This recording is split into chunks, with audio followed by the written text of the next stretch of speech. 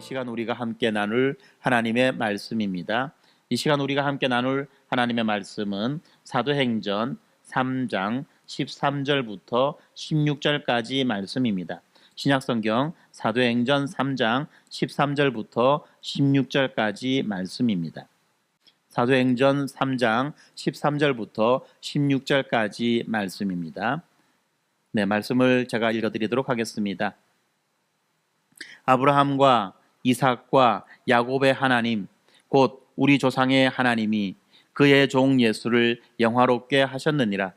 너희가 그를 넘겨주고 빌라도가 놓아주기로 결의한 것을 너희가 그 앞에서 거부하였으니, 너희가 거룩하고 의로운 일을 거부하고 도리어 살인한 사람을 놓아주기를 구하여 생명의 주를 죽였도다.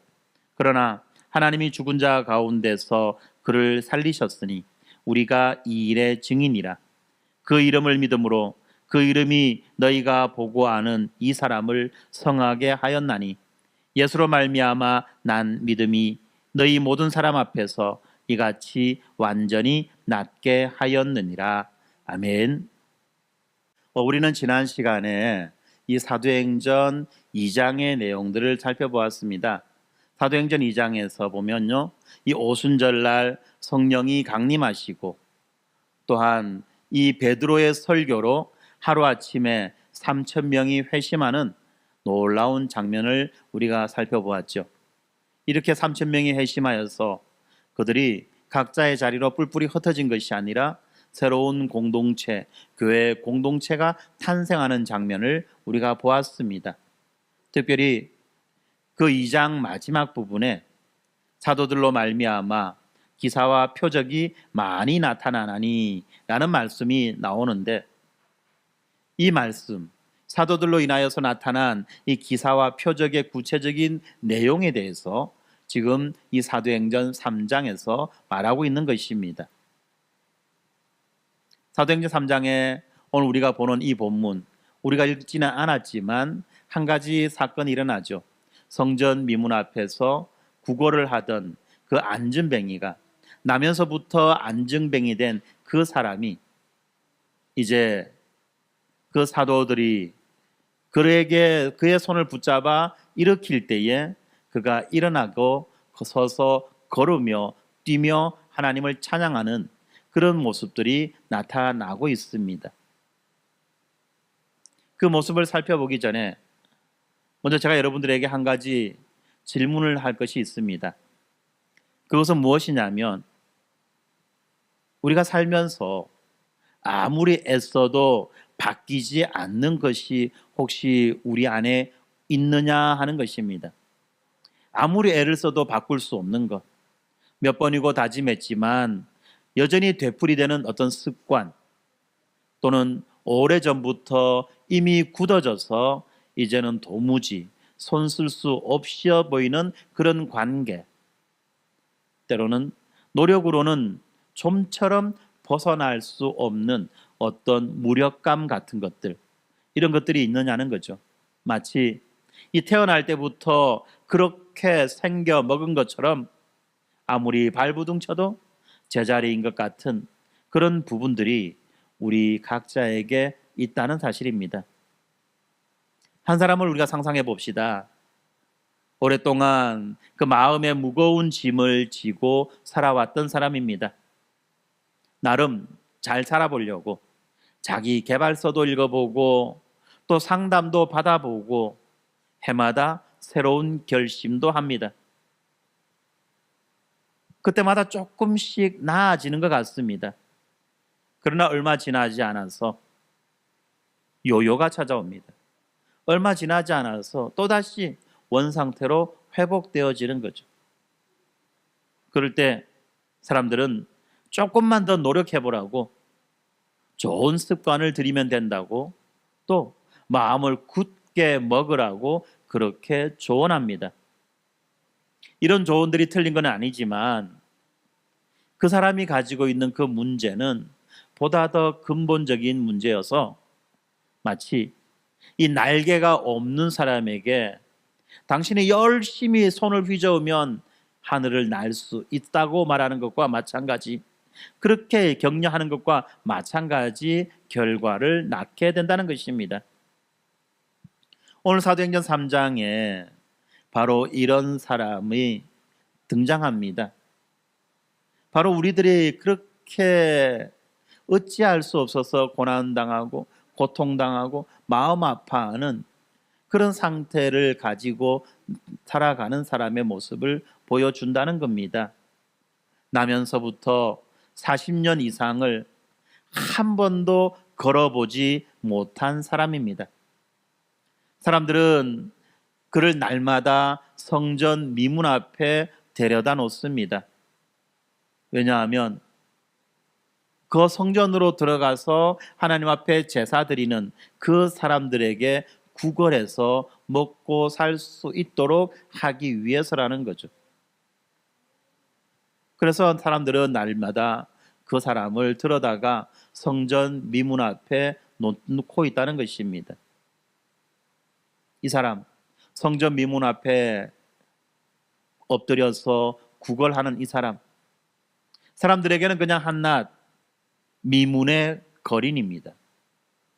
하루 종일 이 성전 미문 앞에 엎드려 지나가는 사람들의 발소리와 옷자락이 스치는 소리를 들으면서 온 정신을, 온 신경을 동전이 떨어지는 그 소리에 집중하고 있는 그 안진뱅이. 그 사람이 이 세상으로부터 기대할 수 있는 최선의 것은 그의 눈앞에 떨어지는 동전 몇 잎이었습니다. 그는 그 이상의 기대는 꿈꾸지 못하고 있었습니다. 그러던 어느 날 오후입니다. 이 유대인의 정규 기도 시간에 맞춰서 이 성전에 올라가던 베드로와 요한이 지금 그 사람의 곁을 지나갑니다. 여느 때와 다름없이 이 사람은 손을 내밀어 구걸을 합니다. 그때 이 베드로와 요한이 발걸음을 멈추고 그의 눈을 마주 바라봅니다. 그리고 말합니다. 우리를 보라. 우리를 보라고 말합니다. 베드로와 요한이 이렇게 말할 때 이 거리는 도대체 이 사람들로 하여금 이 사람들로부터 무엇을 얻을 수 있을까 하는 생각에 그 두 사람을 바라봅니다. 그런데 여기에서 전혀 예상하지 못하던 일이 일어납니다. 자기를 보라고 그 거린에게 말했던 이 베드로의 첫 마디는 뜻밖에도 은과 금은 내게 없다였습니다. 지금 은과 금을 바라고 있는, 동전 몇 잎을 기대하고 있는, 거기에다 온 마음을 쏟고 있는 이 거린에게 지금 베드로와 요한은 은과 금, 네가 바라고 소원하고 기대하는 그 은과 금은 나에게 없다라고 말하고 있습니다. 이 말을 듣는 이 안진뱅이는 아마도 마음속 깊이 실망하였을 겁니다. 그런데 바로 그 자리에서, 이 안진뱅이가 실망하는 그 자리에서 40년 동안 단 한 번도 일어나지 않았던 그 일이 일어납니다. 사랑하는 성도 여러분, 도대체 무엇이 그를 일으켜 세우고 있습니까? 도대체 무엇이 지금 그를 일으켜 세우고 있습니까? 그렇다면 우리 각자 안에 있는 날 때부터 있었던 것과 같은 그 근본적인 무능함, 그 근본적인 무능함은 도대체 무엇으로 일으켜 세워질 수 있냐는 것입니다. 사도행전 3장은 이 질문에 대해서 대답하고 있습니다. 먼저 1절부터 10절까지 이 말씀을 볼 때 1절부터 10절까지의 이야기는 성전 미문에서 실제로 무슨 일이 일어나고 있는지를 말해주고 있습니다. 유대인들이 정규적으로 기도하는 시간이 있다고 했죠. 하루 3번입니다. 3시, 6시, 9시. 유대인의 시간으로 3시, 6시, 9시입니다. 우리 시간으로 바꾸면 9시, 12시, 오후 3시라는 것이죠.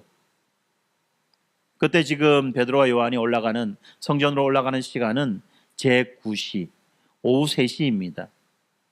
이 오후 3시는 유대인들에게 있어서 하루에 3번 있는 기도 시간 중에 하나였고, 그리고 이때부터 성전에서는 이 저녁 제사가 시작됩니다. 성전으로 들어가는 길목에 많은 사람들이 오가는 한 문이 있었는데 그 문의 이름이 미문입니다. 아름다운 문이라는 거죠. 이 아름다운 미문 앞에 나면서부터 걷지 못하는 이 한 사람이 놓여 있습니다. 나면서부터라는 이 말을 원어 그대로 옮길 때 어머니의 태로부터 절름발이가 된 자라는 말입니다. 어머니의 태에서부터 이미 절름발이로 태어난 자. 이 사람은 어떤 단순한 신체적인 장애를 넘어서 스스로의 힘으로는 도무지 하나님 앞으로 나아갈 수 없는 인간의 근본적인 무능함을 보여주고 있는 사람입니다. 그는 지금 성전 안으로 들어갈 수 없지요. 그는 언제나 성 밖에 머물러 있어야만 했던 것입니다. 그러던 그가 지금 베드로와 요한에게 구걸합니다.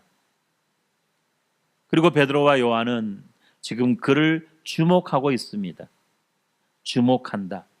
이 말은 시선을 고정하여 뚫어지게 바라본다는 말입니다. 시선을 고정하여서 뚫어지게 그를 바라보고 있다는 겁니다. 그냥 스쳐 지나가는 시선이 아니라 성령의 감동 안에서 그 사람의 인생 전체를 향한 깊은 관심과 긍휼이 담긴 바로 그 바라봄이었던 것입니다. 그때에 그 시선을 받고 있는 이 거린도 무엇을 얻을 수 있을까 하며 지금 베드로와 요한을 마주 바라보고 있습니다. 이 거린의 마음속에는 여느 때와 같이 동전 몇 잎을 기대하는 그 기대감으로 이 두 사람을 바라보고 있을 겁니다. 그런데 베드로의 입에서 나온 것은 놀랍게도 은과 금은 내게 없거니와 내게 있는 이것을 내게 주노니 나사렛 예수 그리스도의 이름으로 일어나 걸으라 였습니다. 베드로가 그의 오른손을 잡아 일으키자 그 즉시 이 사람의 발과 발목이 힘을 얻었습니다. 40해 동안, 이 40년 동안 단 한 번도 일어서 본 적조차도 없던 그가 이제 일어서서 그들과 함께 성전으로 들어가면서 걷기도 하고 뛰기도 하며 하나님을 찬송했습니다. 평생 성전 문 앞에 머물러야만 했던 자가 왜요? 당시 율법에 의하면 장애를 가진 자는 성전에 들어갈 수 없었습니다. 신체적인 장애를 가진 사람은 성전에 결코 들어갈 수가 없었어요.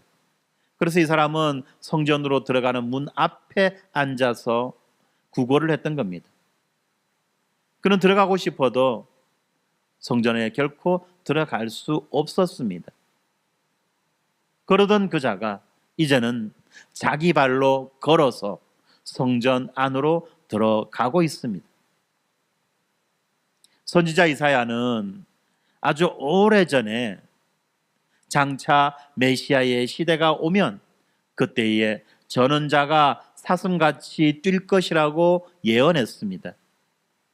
걷지 못하던 사람이 뛰며 걷는 이 장면이, 이 사건이 바로 이 선지자 이사야의 예언이 성취되는 그 장면이며 또한 그 사건이라는 것입니다. 메시아의 구원의 통치가 이 땅에 시작되었다는 것을 보여주는 살아있는 표적이었다는 것입니다.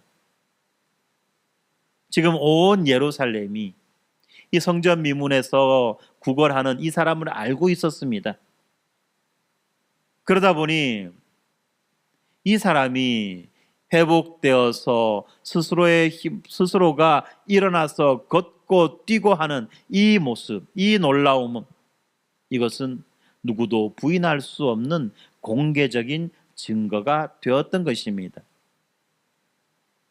그 누구도 착각이다, 잘못 본 것이다, 어떠하다 보니까 그럴 수 있게 되었다, 이런 말을 할 수가 없었다는 것입니다. 이 대목에서 우리가 눈여겨봐야 되는 것이 있습니다. 그것은 바로 베드로의 첫말입니다. 베드로의 첫말, 은과 금은 내게 없거니와. 지금 베드로는 그 거린이 요구하는 것을 먼저 거부합니다. 아마 오늘날 같으면 먼저 그 거지에게 동전 몇 잎을 쥐어주고 계속해서 말을 이어갔을지도 모릅니다.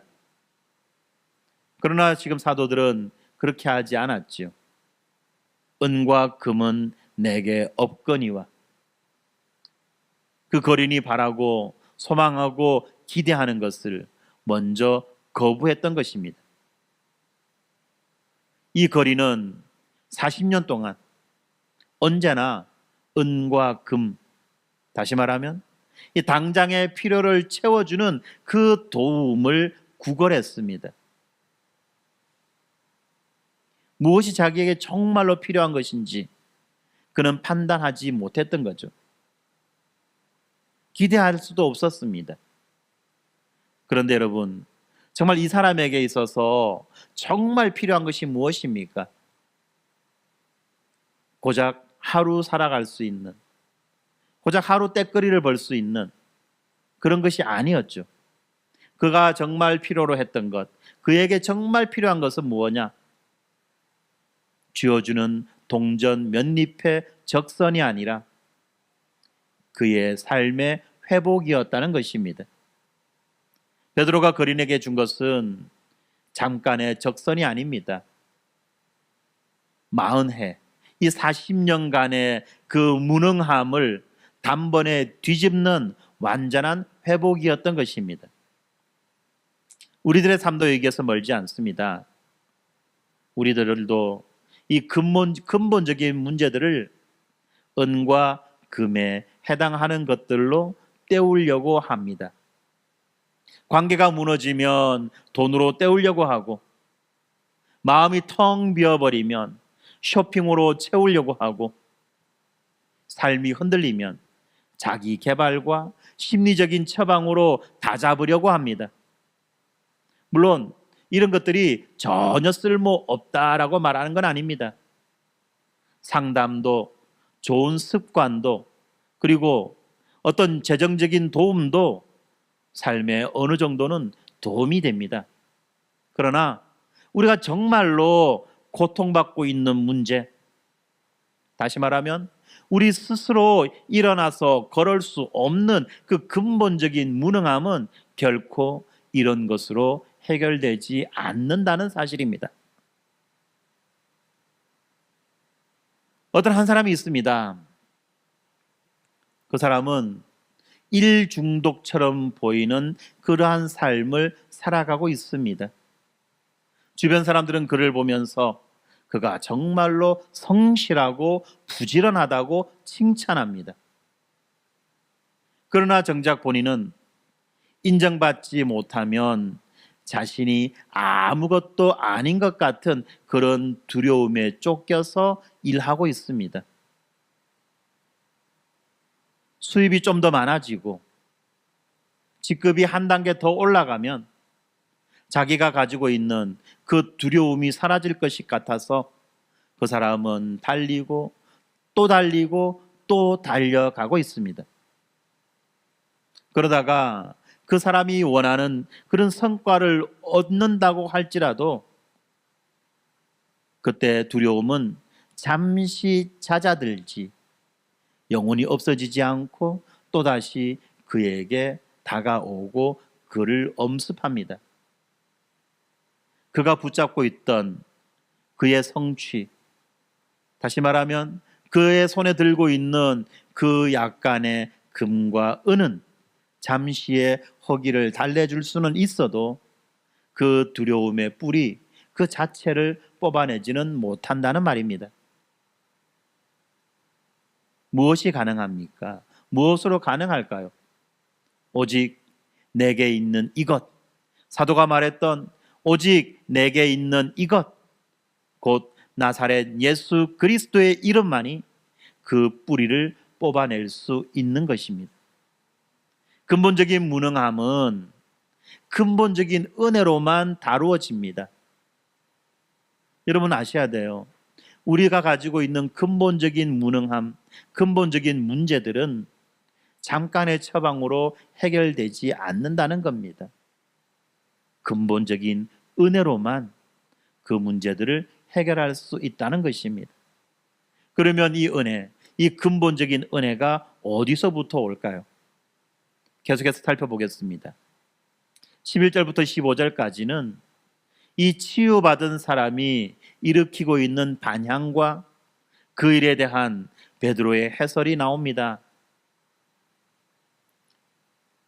이렇게 안전뱅이가 일어서게 되고 그가 걷고 뛰게 되자 이렇게 고침받은 이 사람은 지금 베드로와 요한을 붙잡습니다. 그리고 모든 백성이 크게 놀라서 이 솔로몬의 행각으로 몰려들고 있습니다. 방금 전까지만 하더라도 이 성전 미문에서 구걸하던 그 안전뱅이가 지금 멀쩡하게 걷고 있으니까 사람들의 눈은 자연스럽게 사도들에게 쏠리고 있습니다. 도대체 이 사람들이 얼마나 대단한 사람이라서, 이 사람들이 얼마나 대단한 사람이라서 이런 일을 하고 있다는 말인가? 라는 그런 호기심, 궁금함, 신기함, 이런 눈빛으로 지금 사도들을 보고 있다는 겁니다. 그때 베드로는 이렇게 말합니다. 이스라엘 사람들아, 이 일을 왜 놀랍게 여기며 우리 개인의 경건과 능력으로, 권능과 경건으로 이 사람을 걷게 한 것처럼 왜 우리를 주목하느냐? 우리 개인의 권능과 경건으로 이 사람을 걷게 한 것처럼 왜 우리를 주목하느냐라고 말하면서 지금 이 사도들의 권능과 경건을 부인하고 있습니다. 사람들은 흔히들 저 사람의 능력이 특별해서 또는 저 사람이 유독 경건해서 하나님이 그를 통해서 일하실 것이다 라고 생각합니다. 그러나 베드로는 사람들의 그러한 오해를 미리 차단하고 있습니다. 왜 그렇습니까? 능력은 이 사역자의 경건이 쌓여서 나오는 결과가 아니라는 것입니다. 사역자의 그 경건이 쌓여서 어떤 능력이 나오는 것이 아니라 전적으로 다른 곳, 하나님으로부터 그 능력이 온다는 사실을 여러분들은 분명히 아셔야만 할 겁니다. 그리고 베드로는 이렇게 말합니다. 아브라함과 이삭과 야곱의 하나님, 곧 우리 조상의 하나님이 그의 종 예수를 영화롭게 하셨느니라. 여기에서 하나님의 종, 예수 그리스도를 지금 하나님의 종이라고 말하고 있습니다. 이 하나님의 종은 이사야서에서 예언되어 있는 그 여호와의 종과 지금 연결되어져 있는 것입니다. 이사야서에서 예언하는 이 여호와의 종, 고난받고 죽임당하지만 결국 영화롭게 되는 그 종이 바로 십자가에 못 박히셨다가 부활하신 예수님이라는 것을 지금 베드로는 논증하고 있는 것입니다. 당시의 유대인들은 이 로마를, 자기들을 지배하고 있는 이 로마를 무찌를 정치적이고 군사적인 영광스러운 메시아를 기대하고 있습니다. 그런 그들에게 무기력하게 고난받다가 죽는 이런 메시아는 도무지 상상조차 할 수 없었던 것입니다. 그런데 베드로는 바로 그 무기력하게 보이던 그 십자가의 죽음이야말로 오래전 이사야가 예언한 구원의 방식이라고 선포하고 있는 것입니다. 베드로의 고발은 여기서 더 날카로워집니다.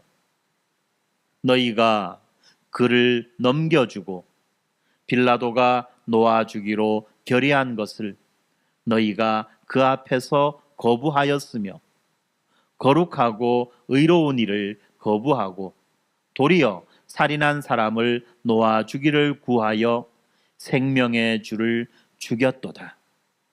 생명의 주를 죽였도다. 여러분이 알다시피 유대인들은 무고한 이인 예수를 죽이고 살인자인 이 바라바를 살려주었습니다.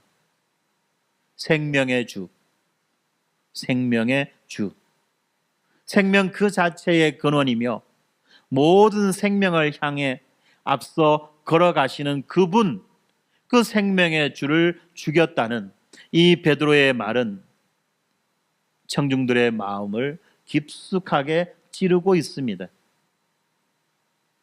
그렇지만 베드로는 곧 반전을 시도합니다. 그러나 하나님이 죽은 자 가운데서 그를 살리셨으니 우리가 이 일의 증인이라. 유대인들은 예수를 죽였지만 하나님이 예수를 살려내셨다는 말입니다. 그리고 이어지는 17절에서 베드로는 그들이 알지 못하여서 그리하였다라고 말하고 있습니다. 그런데 여러분, 오해하셔서는 안 되는 것이 있어요. 뭐냐면 이 무지가 책임을 완전히 없애주지는 못한다는 것입니다. 무지에서 어떤 잘못을 저지르면 그 잘못을 옳은 것이라고 말할 수는 없다는 것입니다.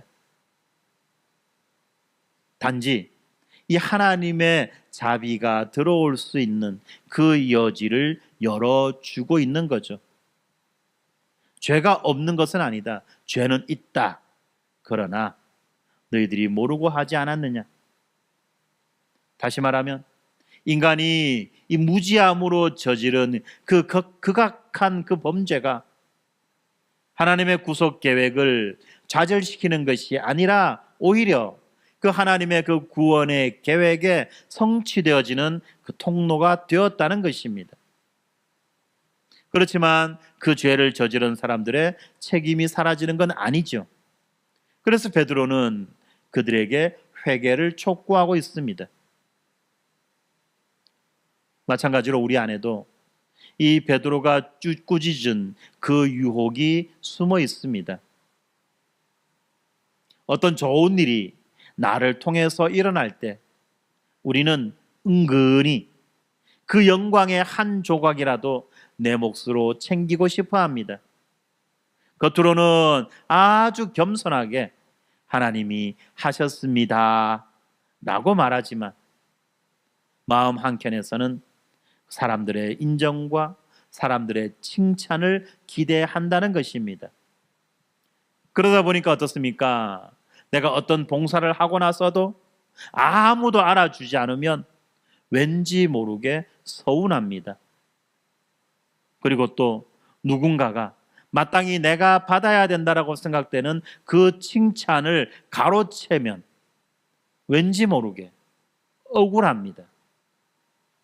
말하자니 비참하고 말아 표시내려고 하니까 쪼잡스럽지만 그렇지만 내 안에는 여전히 서운함과 억울함이 남아 있다는 것입니다. 이것이 바로 우리들 마음 깊숙이 숨어 있는 인정받고 싶어 하는 마음입니다. 인정받고 싶어 하는 마음. 그런데 베드로는 지금 자신에게 쏠리는 그 시선을 즉시 십자가에서 죽으시고 부활하신 예수 그리스도에게로 돌리고 있습니다. 자기의 이름이 높아질 그 절호의 찬스 앞에서 그는 오히려 스스로를 낮추고 자신의 이름을 지워버립니다. 그렇습니다. 주의 일을 하는 자들, 하나님의 사역자들은 영광의 종착지가 되어서는 결코 안 되는 것입니다. 그래서 훗날 이 바울과 바나바도 이방 땅에서 신으로 추앙받게 될 때 즉시 그들의 옷을 찢으며 만류했던 것입니다. 우리가 부모가 되어서 자녀들을 잘 키워냈을 때, 직장에서 좋은 결과를 냈을 때 이 원리는 동일하게 적용됩니다. 이 성공의 영광을 누가 가져가고 있습니까? 베드로처럼 즉시 예수 그리스도에게로 돌리고 있습니까? 아니면 은근히 내 품 안에 붙들어 두고 있습니까? 영광을 하나님께 돌리는 것은 내가 무능해서 어쩔 수 없어서 그렇게 하는 것이 아닙니다. 오히려 모든 능력이 이미 은혜로 주어졌음을 아는 사람만이 누릴 수 있는 자유이며 안식이라는 겁니다. 영광을 하나님께 돌려드리는 것, 이것은 은혜로 우리에게 있는 모든 능력이 이미 은혜로 주어졌다는 것을 아는 사람만이 누릴 수 있는 자유라는 것입니다. 16절입니다. 16절에는 이렇게 말씀합니다. 그 이름을 믿음으로, 그 이름이 너희가 보고 아는 이 사람을 성하게 하였나니 예수로 말미암아 난 믿음이 너희 모든 사람 앞에서 이같이 완전히 낫게 하였느니라. 그 이름을 믿음으로 그 이름이 이 사람이 낫게 했다라고 그렇게 말하고 있죠. 여기에서 우리는 예수를 믿는 것과 예수의 이름을 믿는 것이 어떤 차이가 있는지, 어떤 내용인지를 다시 한 번 더 알아야만 합니다. 그러지 않으면 정말 희한하지도 않은 일을 우리가 범할 수 있기 때문입니다. 이 히브리적 사고에서 이름이라고 하는 것은 단순한 호칭이나 또는 신원을 확인하는 수단이 아닙니다. 이름이라고 하는 것은 그 사람의 인격과 특성과 사명, 다시 말하면 그 사람의 존재 자체를 대표하는 것입니다. 그렇기 때문에 예수의 이름을 믿어서 예수의 이름으로라는 이 말은 예수라는 인물이 존재했다는 그 사실을 지식적으로 인정하는 것을 넘어서 십자가에서 고난받고 부활하신 그분의 전 존재와 그리고 그분께서 하신 그 구속사역 전체를 전적으로 신뢰한다는 의미인 것입니다. 그 이름의 주인이신 예수께서는 지금도 살아 계셔서 하늘과 땅을 잇는 직접적인 연결고리가 되어 지금 구원의 능력으로 우리 가운데 임재하고 계신다는 사실입니다. 그러니까 여러분들 어떻습니까? 예수의 이름으로라고 하는 이 말, 예수 이름으로 승리를 얻겠네, 그런 찬양이 있듯이 예수 이름이라고 하는 이 말을 우리는 주술적으로 사용하면 안 된다는 겁니다. 이렇게 특정한 이름을 부르면 어떤 능력이 나타난다는 이런 생각은 이방인들의 이교의 주술 방식입니다. 신의 이름을 주문처럼 외워서 그 신이 가지고 있는 능력을 이끌어내려고 하는 관습이 실제로 우리 인류 역사 속에 있었습니다. 그런 관습에서는요, 이름을 말하는 사람의 인격이 또 그 이름을 믿는 신뢰, 이런 것들은 중요한 것이 아닙니다. 정확하게 기계적 공식처럼 주문만 외우면 누구든지 능력을 부릴 수 있다고 믿는 것입니다. 마치 절에 다니는 사람이 나무아미타불 하는 것과 마찬가지라는 거예요. 다른 어떤 이런 술법을 쓰는 사람들이 뭐라고 궁시렁궁시렁 거리면서 그렇게 외우는 그런 주문, 그런 것과 마찬가지라는 겁니다. 예수의 이름은 결코 그런 방식으로 사용될 수 없다는 겁니다. 예수의 이름은 결코 그런 방식으로 사용되어서는 안 된다는 거예요. 그렇게 해서 예수의 이름을 쓴다는 것은 결국은 예수의 이름, 기독교를 가장한 다른 이방 잡신의 종교를 그가 지금 믿고 있다는 말입니다.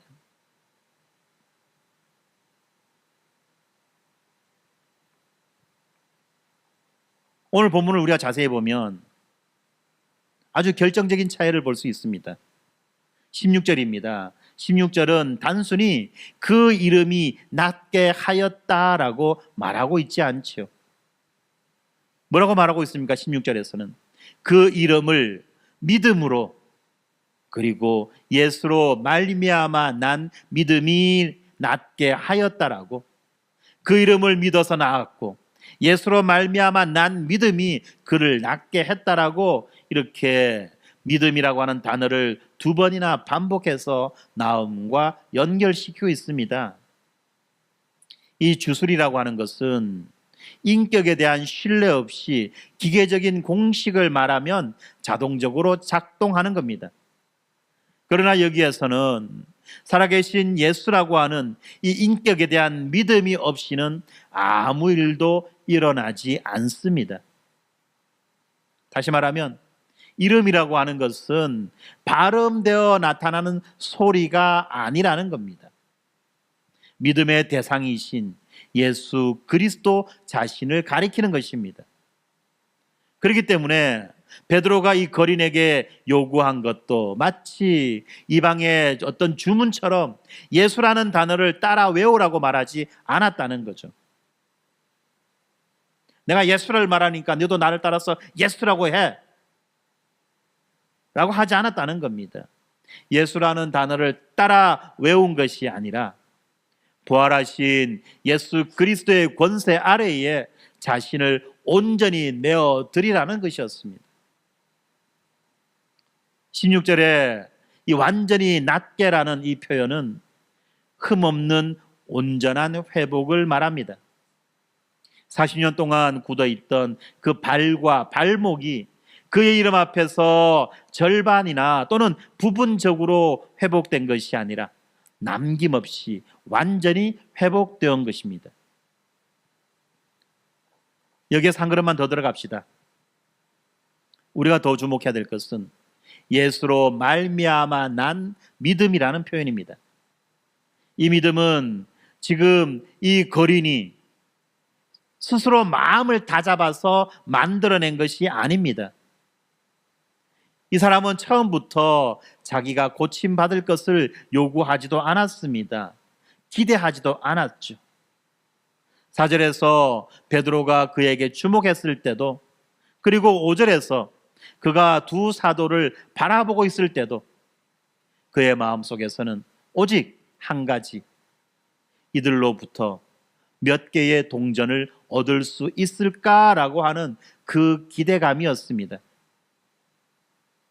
그런데 놀랍게도 그런 그가 나음을 얻었습니다. 그런 그가 나음을 얻은 것입니다. 그렇다면 도대체 이 믿음은 어디서부터 온 것입니까? 본문은 이 믿음조차 예수로 말미암아 난 것이라고 말합니다. 믿음 자체가 예수 그리스도께서 주시는 선물이라는 겁니다. 이것은 우리의 신앙이 인간과 사람이, 하나님이 절반씩 힘을 합쳐서 만들어내는 어떤 협력이 아니라 전적으로 하나님의 은혜에서부터 시작된다는 것을 분명히 보여주고 있는 것입니다. 그런데 우리에게는 이 믿음이라는 것을 내가 스스로 만들어내야 되는 것이라고 여기는 그런 생각들이 있습니다. 그래서 우리는 기도할 때마다 스스로에게 확신을 불어넣으려고 애를 쓰고, 신앙이 흔들릴 때마다 내 믿음이 부족한 탓이라고 그렇게 자책합니다. 신앙의 깊이를 내 확신의 크기로 재려고 하는 거죠. 그리고 의심이 조금이라도 스며들면 스스로를 신앙이 없는 사람으로 몰아붙인다는 겁니다. 이것이 오늘날 우리들의 상태입니다. 믿음을 스스로가 만들어내어야 할 자기 성취의 대상으로 만들려고 하는 이런 욕망이 우리에게 숨어 있다는 것입니다. 그런데 오늘 본문은 정반대의 것들을 우리에게 보여주고 있습니다. 걷지도 못했고 믿지도 못했던 그 사람이 사도들에 의해서 붙잡힌 그 자리에서 온전해졌다는 것입니다. 오랫동안 신앙을 가지려고 애를 썼지만 늘 자신의 믿음이 부족하다고 느끼는 사람이 있습니다. 그래서 그 사람은 더 뜨겁게 기도하고 더 확신에 찬 사람이 되어야 한다고 스스로를 다그칩니다. 예배 시간에 다른 사람들은 다 은혜를 받는 것 같은데 자신만 여전히 무덤덤하고 냉랭한 것 같아서 스스로가 자책합니다. 아무리 애를 써도, 아무리 마음을 다잡으려고 애를 써도 마음은 여전히 흔들리고 마음은 여전히 요동치고 있습니다. 그러던 어느 날입니다. 그는 노력이 아니라 그저 그리스도의 이름 앞에 자신을 내어놓는다는 것으로 충분하다는 것을 깨닫게 됩니다. 믿음은 내가 쌓아 올리는 그런 확신의 탑이 아니라 그리스도께서 붙잡아 주시는 그 순간 이미 시작된 선물이었다는 것을 깨닫게 된 것입니다. 지금 제가 여러분들에게 했던 이 이야기는 우리들을 두 가지 잘못된 극단으로부터 보호하고 있습니다. 한쪽은 내 믿음이 약하다고 스스로 정죄하며 절망하는 것이고, 또 다른 한쪽은 내 믿음이 강하다고 은근히 자랑하며 교만해지는 것입니다. 그런데 이 믿음이 처음부터 내 것이 아니라 선물이라고 한다면 우리의 자랑이나 우리의 정죄, 우리의 교만은 도무지 설 자리가 없게 되죠. 그러면 남아있는 것은 무엇입니까? 오직 그 이름에 붙잡힌 감사뿐이라는 사실입니다. 오늘 우리는 이 성전 미문에서 시작된 하나의 사건을 보았습니다. 은과 금으로 결코 채울 수 없었던 자리, 그 자리에 임한 것은 사도의 능력이나 경건이 아니라 거부당해 죽으셨다가 살아나신 예수 그리스도의 이름이었습니다. 백성들이 놀라서 사도들을 주목했을 때 베드로는 즉시 그 시선을 십자가에 못 박혔다 부활하신 그리스도께로 돌리고 있습니다. 그리고 그 거린을 붙잡은 예수 그리스도에 대한 그 믿음조차 거린 스스로가 만들어낸 것이 아니라 그리스도께서 값없이 주신 선물이었음을 말하고 있습니다. 그렇습니다. 우리는 스스로 일어설 수 없는 자들입니다. 우리를 일으켜 세우는 능력은 우리 자신이나 다른 사람에게서 나오지 않습니다. 오직 십자가에서 죽으셨다가 부활하신 그리스도의 이름에서만 오는 것입니다. 그리고 그 이름을 붙잡는 그 믿음마저도 예수님께서 먼저 주시는 것입니다. 처음부터 끝까지 은혜라는 사실, 처음부터 끝까지 은혜라는 사실을 여러분들 믿으시기 바랍니다. 은과 금도 나의 경건도 나의 확신도 아닙니다. 오직 그 이름, 그 한 가지 뿐입니다. 오늘 본문은 우리에게 바로 이것을 묻고 있습니다.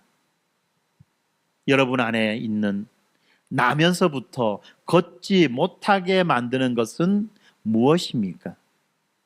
아무리 애써도 스스로 벗어날 수 없다고 이미 포기해버린 그 자리, 오랫동안 은과 금 같은 것들로만 달래왔던 그 근본적인 결핍이 여러분 무엇입니까?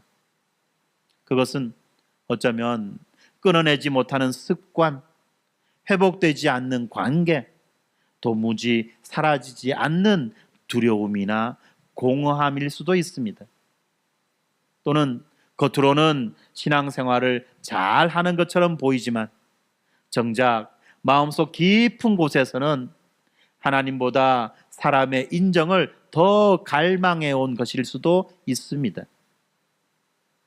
앞에서 말씀드렸듯이 날개가 없는 사람이 아무리 열심히 날아보려고 파닥거리고 애를 써도 아무 소용이 없듯이 우리들의 그 근본적인 문제도 우리들의 노력만으로 어찌할 수 없는 것들입니다.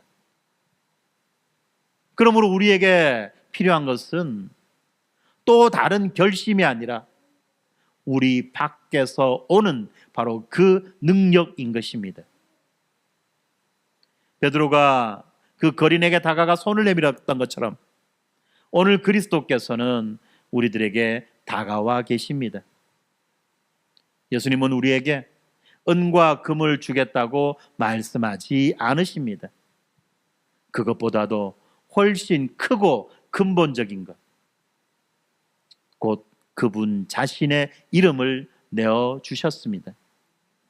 오른손을 붙잡힌 그 거린이 성전 밖 미문에서 성전 안으로 걸어 뛰며 들어갔듯이 그리스도의 이름은 우리를 하나님으로부터 멀어져 있던 그 자리에서 그분 안으로, 그분 앞으로 걸어가고 뛰어가게 만들어줍니다.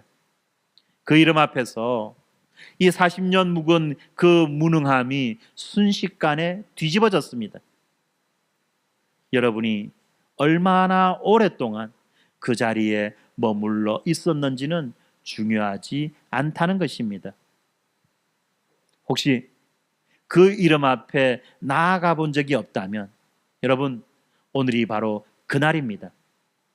여러분의 노력이나 여러분의 준비된 믿음이 먼저 갖추어져야 되는 것이 아닙니다.